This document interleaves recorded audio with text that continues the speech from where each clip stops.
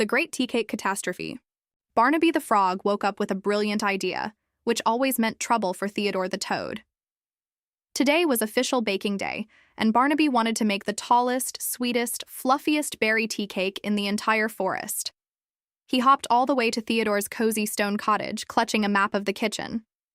Theodore sighed but smiled, knowing his quiet morning was officially over. In the kitchen, the friends gathered their ingredients. Barnaby insisted that a truly great tea cake required double the amount of baking powder.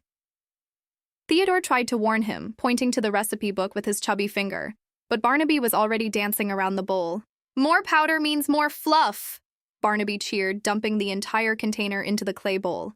Theodore carefully placed the cake tin inside the warm stone oven and closed the heavy iron door. The two friends sat on a wooden bench, watching the little glass window of the oven. At first, the cake rose beautifully, gold and fragrant. But then, it kept rising and rising until it pressed against the top of the oven like a giant balloon. With a loud boof, the oven door popped open, and a mountain of fluffy, warm tea cake spilled out into the kitchen. It covered the table, the chairs, and even reached up to the ceiling.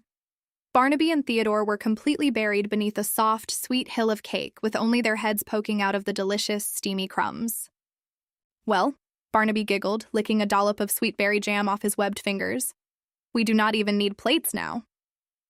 Theodore looked at his enthusiastic friend, shook his head, and began to laugh. The two friends sat inside their giant cake fortress and happily ate their way out, sharing the sweet crumbs together. By the time the sun began to set, the kitchen was clean, and both of their bellies were round and full. Theodore admitted that despite the mess, it was the most delicious tea cake he had ever eaten.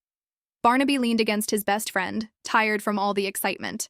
"Next time," Barnaby whispered sleepily, "we will try baking a giant cookie."